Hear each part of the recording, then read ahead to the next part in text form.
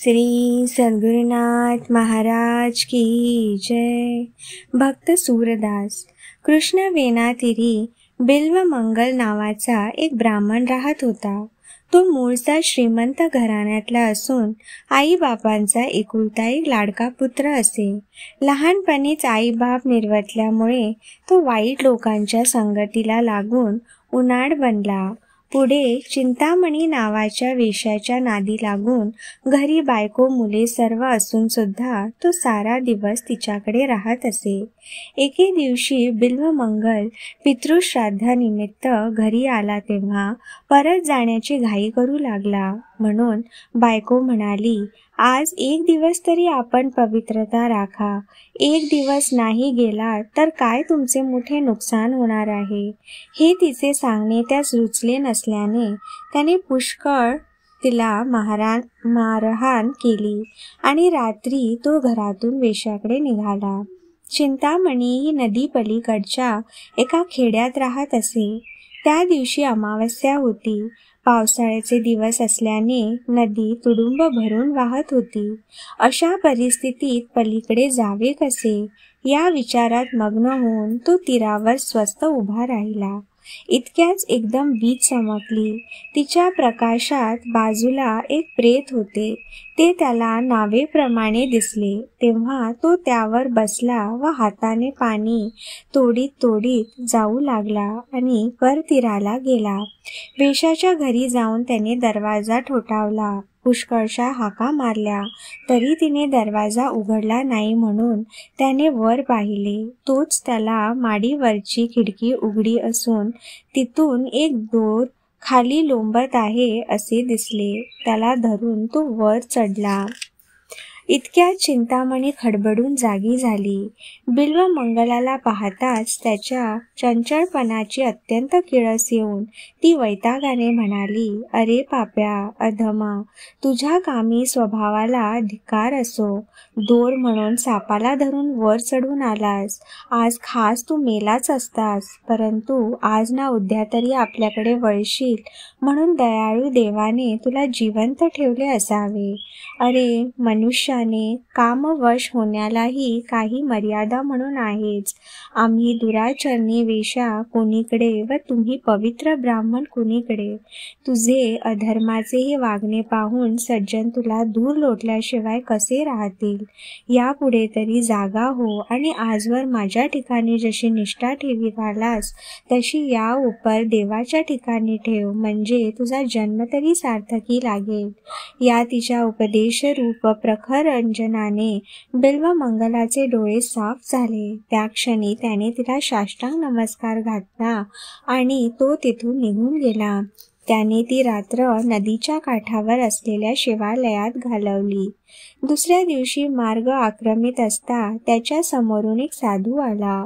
त्याने त्याला प्रश्न केला की तू असा कष्टी का दिसतोस. तेव्हा बिल्वमंगलाने आपली सविस्तर हकीकत त्याला सांगितली व या घोर पापातून मुक्त होण्याकरिता मी कोणाला शरण जाऊ, मला यातून पार होण्यास काहीतरी मार्ग सांगा असे म्हणून तो त्या साधू पुढे गडबडा लोळू लागला. तेव्हा जवळपास राहणारे सोमगिरी नावाचे भगवत भक्त त्याने बिल्वमंगलास गाठ घालून दिली. त्या गुरूंनी बिल्वमंगलास आपल्या आश्रमात ठेवून घेतले. 12 वर्षानंतर गुरूंच्या आज्ञेनुसार बिल्वमंगल वृंदावनाला जाण्यास निघाला. वाटेत महिष्मती नगरीत काही दिवस त्याने वास्तव्य केले. एके दिवशी तो स्नानार्थ गेला असता एक ब्राह्मणी आपल्या अर्भकाचे प्रेत उराशी धरून मोठमोठ्याने आक्रोश करीत असलेली त्याच्या दृष्टीस पडली. त्याने तिच्याजवळ जाऊन तिला 2 उपदेशाच्या गोष्टी सांगून तिचे समाधान केले आणि तिच्या समजुतीसाठी त्या अर्भकास स्पर्श केला. त्या क्षणी ते बालक जिवंत झाले. या चमत्कारामुळे त्याच्या दर्शनास लोकांच्या झुंडीच्या झुंडी येऊ लागल्या. थोडक्याच दिवसात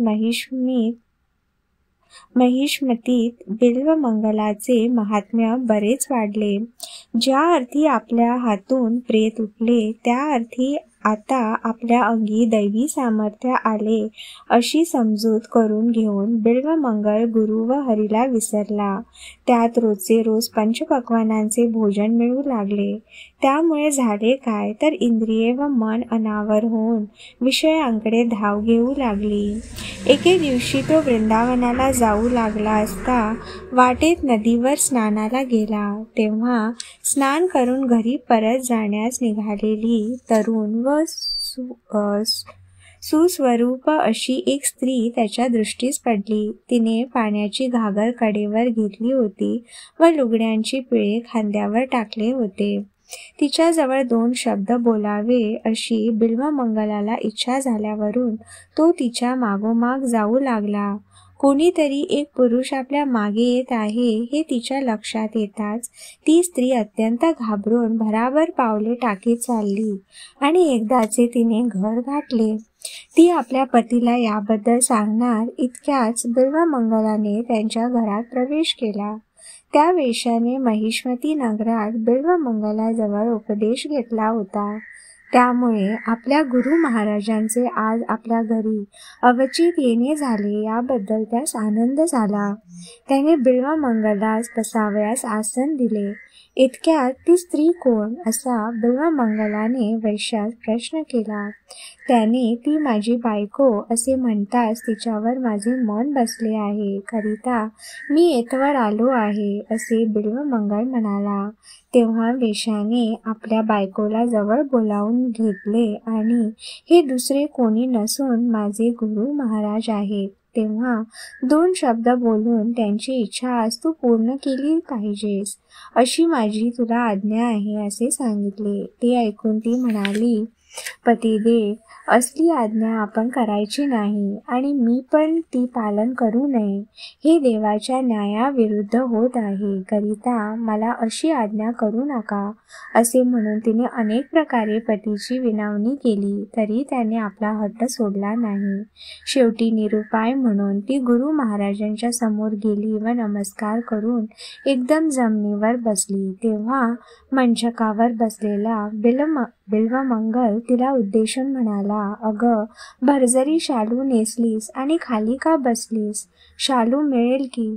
तेव्हा ती म्हणाली, महाराज, 12 वर्षे प्रयत्न करून शुद्ध झालेले आपले हृदय हे जर आज मलिन होऊ पाहत आहे तर यापुढे माझ्या शालूचा पाड काय?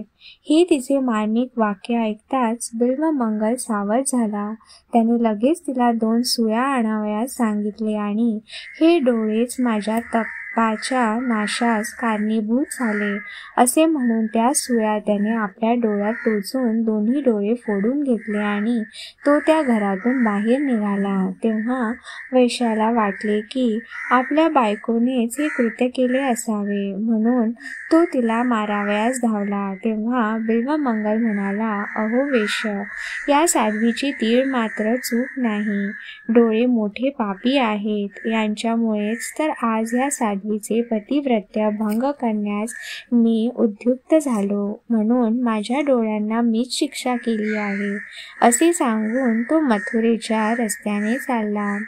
मथुरेला गेल्यावर बिल्वमंगलाने कालिंदीत स्नान केले आणि हस्तस्पर्शाने श्रीकृष्णाचे दर्शन घेऊन तो देवळात कृष्ण ध्यान करीत बसला. 2 प्रहरी शुद्धीने अत्यंत पीडित झाला तरी कृष्णाने प्रत्यक्ष दर्शन दिल्याशिवाय त्या जागेतून हालायचे नाही अशा निश्चयाने त्याने ती जागा सोडली नाही. इतक्याच एक ब्राह्मण तेथे आला व म्हणाला, हे साधू, देवाच्या प्रसादाचे ताट आणले आहे, हे घे आणि सत्वर भोजन कर. तेव्हा बिल्वमंगलाने जवळपास साचपून पाहिले. त्या समयी त्याच्या हाताला 2 चिमुकली पावले लागली. ती आपल्या दोन्ही हातांनी घट्ट धरून बिल्वमंगल म्हणाला, देवा, खरोखर तू किती दयाळू आहेस. मी भुकेने तळमळत आहे म्हणून माझ्यासाठी जेवण घेऊन आलास, पण तुला या डोळ्याने प्रत्यक्ष मी पाहिल्याशिवाय तसेच तू माझ्याजवळ बोलल्या वाचून मी अन्न सेवन करणार नाही. तोच श्रीकृष्णाने त्यास आलिंगन दिले. त्यावर तो तो दिव्यदृष्टी पावला. भोजनोत्तर कृष्णाने त्याचे सूरदास असे नाव ठेवून त्यास कायमचे मथुरेत राहण्याची आज्ञा केली.